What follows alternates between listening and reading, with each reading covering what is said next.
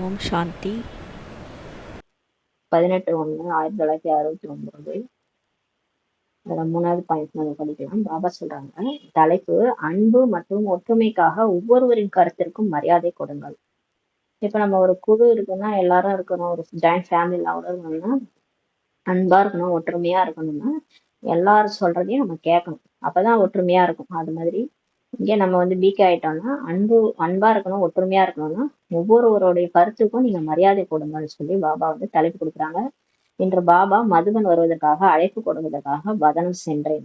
அன்னைக்கு குசாதாதி பாபா மீட்டு மதுபனுக்கு வர்றதுக்காக அவங்க சூட்சுமலோகம் போயிட்டு பாபா கூப்பிடுறதுக்காக போயிருக்கிறாங்க, வதனம் போயிருக்காங்க.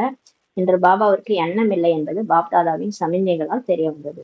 ஆனால் பாபாவுக்கு நீ போகணும்னு இஷ்டம் இல்லையா, கீழே வரணும்னு இஷ்டம் இல்லையா. அந்த மாதிரி அவருடைய சமிஞ்சை, அவருடைய இஷாராவை பார்த்து தெரிஞ்சுது, அவருடைய முகத்தை பார்த்து தெரிஞ்சுது தாதிக்கு. இவ்வாறு இருக்கையிலே பாபா கூறினார்.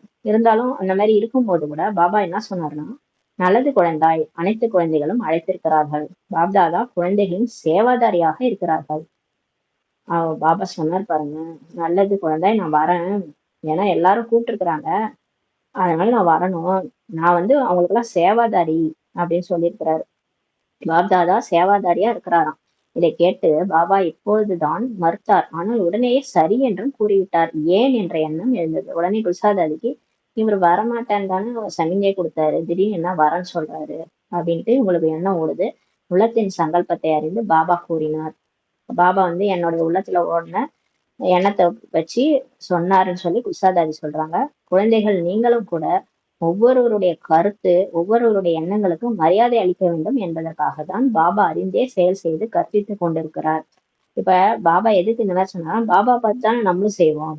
பாபா நம்ம கூப்பிடுறோம், அவர் வரலன்னா அதே மாதிரி நம்மளும் பண்ணுவோம். பாபா செய்யறாரு, நம்மளும் அதே மாதிரி செய்யலாம்னு செய்வோம் இல்லையா. அதனால நான் உங்களுக்கு கற்பிக்கிறதுக்காக, இதனால நீங்க என்ன பண்ணணும்னா எல்லாருடைய கருத்துக்கும் எண்ணங்களுக்கும் நம்ம மரியாதை அளிக்கணும் என்பதற்காக தான் பாபா இந்த செயலை செஞ்சு கற்பித்து கொண்டிருக்கிறாராம் நமக்காக. இப்ப அவரே இறங்கி வராரு இல்லையா, மத்தவங்க சொல்ற ஒரு கருத்துக்காக அவரே அடி பண்ணிடுறார். அந்த மாதிரி நம்மளும் மற்றவங்களுடைய ஆலோசனையை கேட்கணும். நீ சொல்றது சரியில்லை, நீ தப்பு தப்பா சொல்ற அப்படின்னா எடுத்தெறிஞ்சு மற்றவங்களை பேசக்கூடாது. எல்லாருடைய கருத்துக்கும் நம்ம மதிப்பு அளிக்கணும் புரிய வைக்கிறதுக்காக இப்படி செஞ்சாராம். யாராவது ஆலோசனை வழங்குகிறார்கள் என்று வைத்துக் கொள்ளுங்கள். மேலும் உங்களுக்கு அது நல்லது என்று தோன்றவில்லை என்றாலும் கூட அவருடைய ஆலோசனையை உடனே அவமதிக்க கூடாது. இப்ப யாராவது நமக்கு ஏதோ ஒரு ஆலோசனை சொல்றாங்க, ஏதாவது ஒரு சேவையில எப்படி செஞ்சா நல்லா இருக்கும், அப்படி செஞ்சா நல்லா இருக்கும்ட்டு சொல்றாங்கன்னா அது நல்லதுன்னே உங்களுக்கு தோன்றல, அதாவது அது செஞ்சோம்னா அது நல்லதா இருக்காதுன்ட்டு உங்களுக்கு தோணுதுன்னா உடனே நீங்க அவங்கள அவமதிக்க கூடாது. எடுத்தோடனே இதெல்லாம் சரி வராது, இப்படிலாம் செய்யக்கூடாது அப்படின்ட்டு ஒரு மாதிரி எடுத்தறிஞ்சு அவமதிப்பா பேசக்கூடாது. முதலில் அவருக்கு ஆமாம், ஏன் கூடாது, மிகவும் நல்லது என்று மரியாதை கொடுங்கள். முதல்ல அவங்கள்ட்ட என்ன சொல்லணும்னா, சரி சரி, ஆமாம், ஏன் கூடாது, செய்யலாமே, நல்லது நல்லது தானே அப்படின்னு சொல்லி சொல்லுங்க. இதனால் அவருடைய ஆலோசனைக்கான வேகம் குறைந்துவிடும். பிறகு நீங்கள் அவருக்கு என்ன புரிய வைப்பீர்களோ அதை புரிந்து கொள்ள முடியும். அதனால அவங்க என்ன பண்ணுவாங்கன்னா, சரி நம்ம கொடுத்த ஆலோசனை இவங்க ஏத்துக்கிறாங்க, பரவாயில்லன்னு சொல்லிட்டு அதோட நிறுத்திட்டு அப்புறம் புரிஞ்சுக்குவாங்க, அவங்களே புரிஞ்சுக்குவாங்க இதை செஞ்சோம்னா சரி வராதுன்ட்டு. அப்புறம் நம்ம என்ன புரிய வைக்கிறோமோ அதை அவங்க புரிஞ்சுக்க முடியும். இல்லைன்னா நம்ம எடுத்த உடனே ஒருவேளை நேரடியாக அவரது ஆலோசனையை துண்டித்தால் இரு சக்திகளும் மோதிக்கொள்ளும்.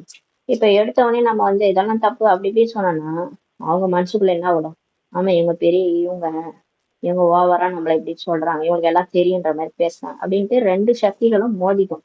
இப்ப நமக்கும் அவங்கள குறித்த எண்ணங்களோட, அவங்களுக்கும் நம்மளை குறித்த எண்ணங்களோட, அவங்களும் நமக்கும் ஒத்துக்காம போயிடும். அதனால இரு சக்திகளும் இங்க மோதிக்கொள்ளும். மேலும் முடிவில் வெற்றியே கிடைக்காது. இதனாலதான் நமக்கு இந்த சேவையில வெற்றி கிடைக்காதுன்னு சொல்லி சொல்றாரு.